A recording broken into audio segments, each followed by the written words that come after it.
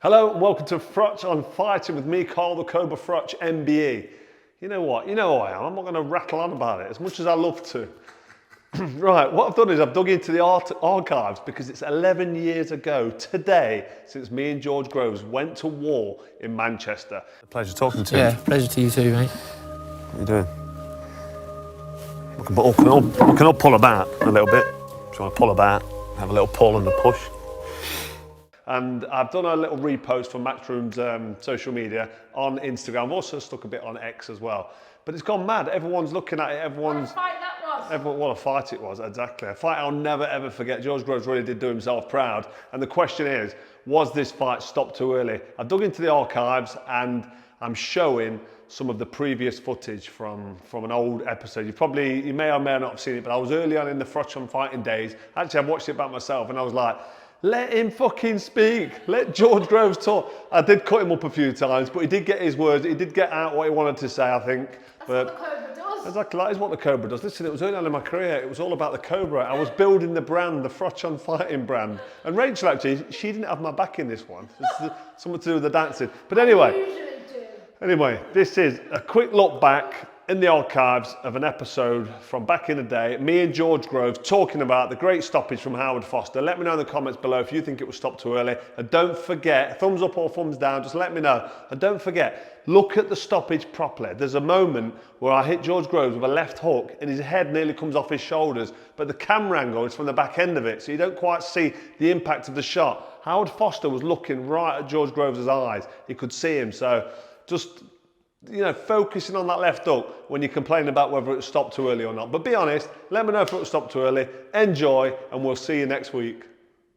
So a lot of people say to me about like this rivalry that we had. I mean, it was a mega rivalry, wasn't it? It was a genuine needle. We did not like each other, and that's being polite. But people say, was it a genuine rivalry? Like, it shocks me that people actually think it wasn't genuine. But there's probably been a few since, like the Tony Bellew, David Hay. They didn't like each other, but come on, they were both played up for the cameras because they knew pay-per-view was going to bring bigger money if it sells, and if you can get some kind of narrative going where they really, really hate each other, then it's going to sell better. But it was kind of new. When me and you fought, I think that was probably one of the biggest rivalries since Chris Eubank and Nigel Benn, because it was genuine needle. I don't know about what you think. No, it was genuine. I know that you know it was genuine, but people that ask, was it genuine? I'm shocked that they even asked the question, was it real? I think it's because we're just kindred spirits now. We're so close now. They think it was just a big sell, a big sham. Yeah, possibly. Big fake, but it's not. No, I despised you. What was it that made you despise me, though? You kept beating me. Kept beating me. I mean, I hated you more after you beat me the second time. Before then, I didn't really mind you. I thought you was all right. So on the build-up to the first one, yeah, you was just playing the game. Like, because there was no real genuine reason to not like me.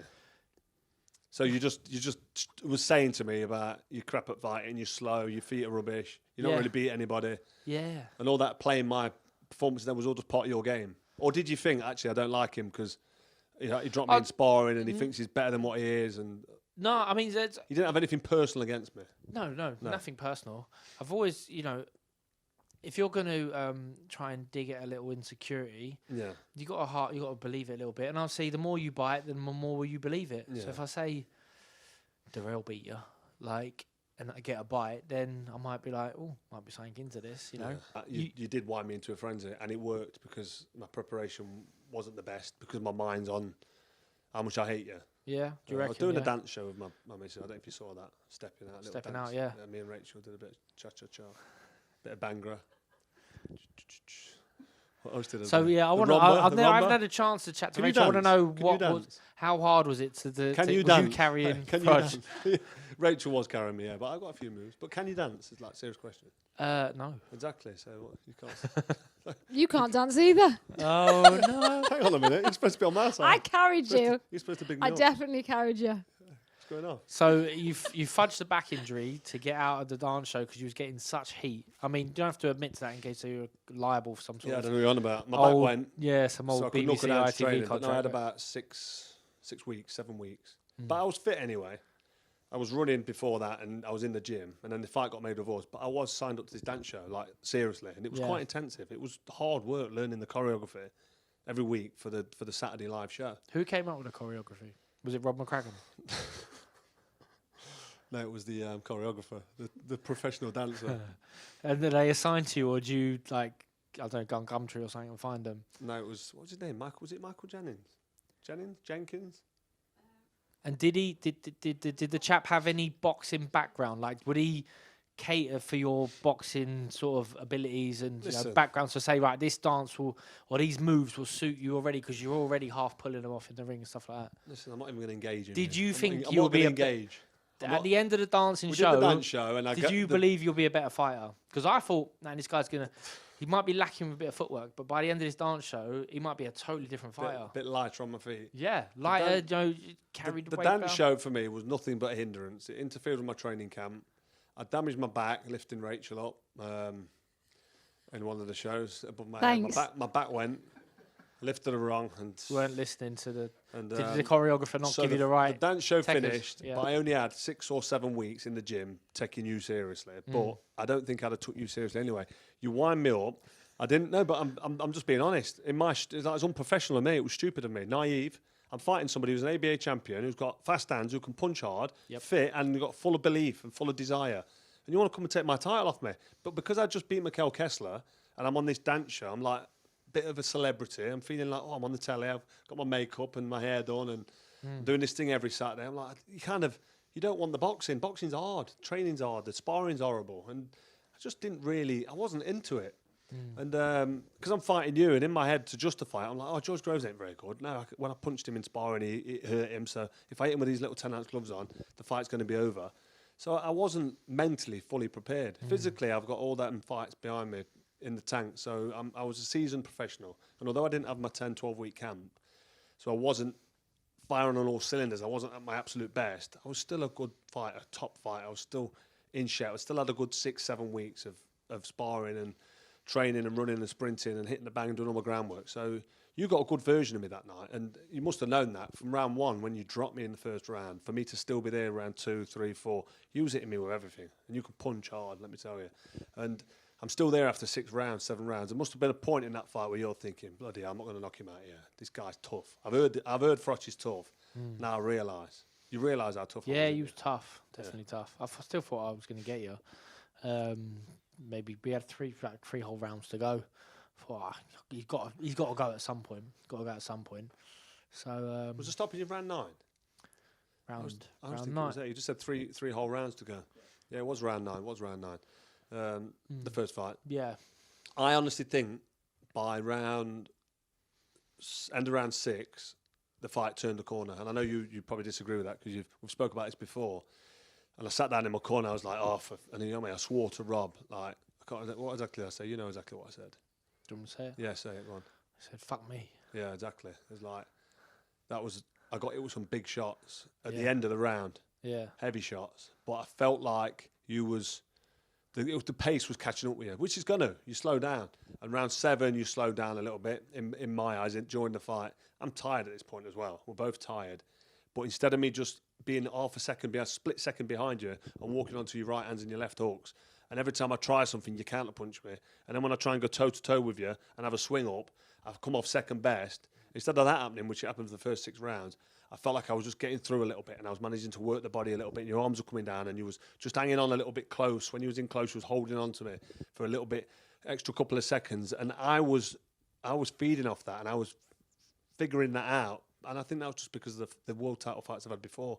Sean Pascal, Jermaine Taylor, Arthur Abraham, Glencoff Johnson, Andre Ward. You get feels off them. You know when they're getting tired. And in my head, you was definitely starting to feel the pace, which you're going to start to feel the pace. But when I caught you in round 9 and your legs went to jelly and you was all over the place and you was trying to hold on for dear life and I was clumping you right and left hooks on the ropes and Howard Foster saved you, for me, that was like, I mean, you always dispute that stoppage, but for me, that was a great stoppage. Do you still stand by the fact that do you think that was a bad stoppage? So you now know it was a good stoppage, so we can move on now. Yeah. Do you actually agree with that stoppage or not? No. You think you should have gone on? I think, yeah, should have gone on. I think Howard had made a little mistake there. Even now, like when you look back, you think, yeah, definitely a bad stoppage. Yeah. That's surprising. Yeah. That does. Do you know what? I'll tell you what was really surprising.